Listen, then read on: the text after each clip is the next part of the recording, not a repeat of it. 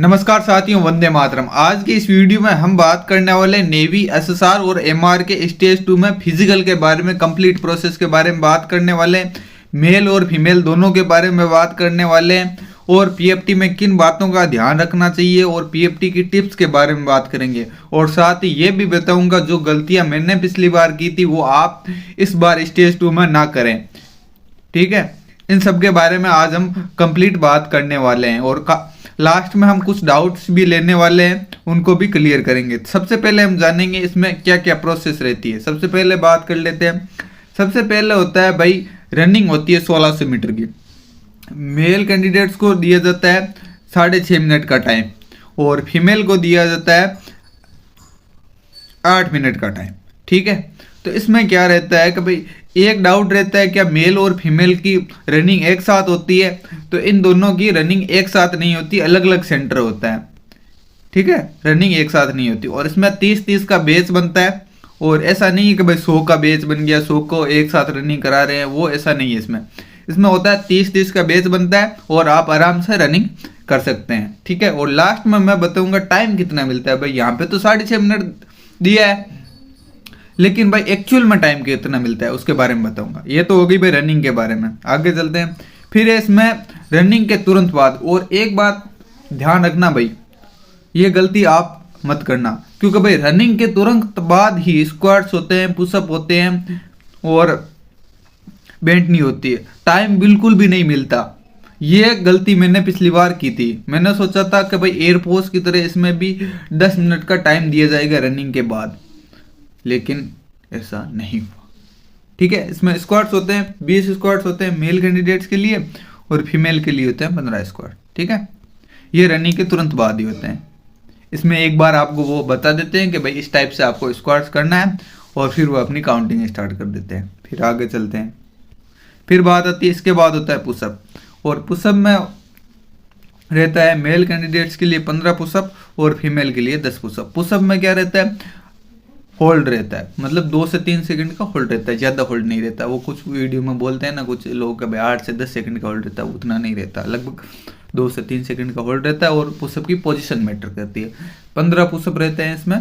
पहले वो बताएंगे आपको किस टाइप से पुशअप करना है और पैरों को यहाँ से लास्ट से चिपका के रखना है। कुछ भाई की आदत होती है भाइयों की कि भाई पैर को फैला के रखते हैं, उन्हें उस टाइप से कंफर्टेबल रहता है, लेकिन ऐसा नहीं करना है। आपको पैर एकदम चिपका के फिर पुशअप की प्रैक्टिस करनी है। और रनिंग के तुरंत बाद ये होता है, तो इसके लिए आप प्रिपेयर हैं। और फीमेल कैंडिडेट्स के 10 पुशअप होते हैं। एयरफोर्स में तो क्या होता है, फीमेल के लिए पुशअप नहीं होता, लेकिन इसमें नेवी में पुशअप होते हैं। ठीक है, फिर आगे चलते हैं। फिर भाई बात कर लेते हैं बेंट नी सिटअप्स की। सिटअप में भाई काफ़ी बंदों को दिक्कत आती है। सिटअप में जैसे भाई मेल के लिए 15 सिटअप और फीमेल के लिए 10 सिटअप्स रहते हैं।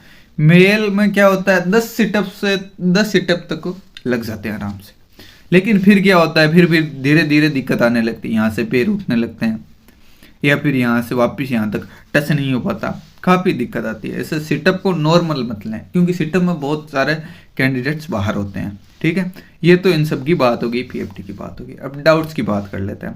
भाई मेरे पास एक डाउट आया था, ये था कि भाई सिटअप्स के लिए टाइम होता है कि अलग से सिटअप के लिए कोई टाइम होता है क्या। भाई ये बात कर लेते हैं। सिटअप के लिए अलग से कोई टाइम नहीं होता भाई। उन्हें देखो 10 मिनट में पूरा पीएफटी कंप्लीट कराना रहता है, अराउंड 10 to 12 मिनट। जैसे भाई 6.5 मिनट में रनिंग हो गई, 6.5 मिनट रनिंग के तुरंत बाद ही, बिल्कुल भी टाइम नहीं मिलता, तुरंत बाद ही कराते हैं पुशअप्स, सिटअप्स, स्क्वाट्स, ये तीनों करवा देते हैं।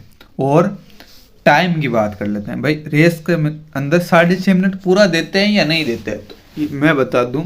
फर्स्ट बैच जैसे 30-30 का बैच बनता है, जिससे पहले 3 से 4 बैच को 6.5 मिनट से कम का टाइम मिलता है, 6:20 तक का टाइम ही दिया जाता है पहले स्टार्टिंग के बैच में।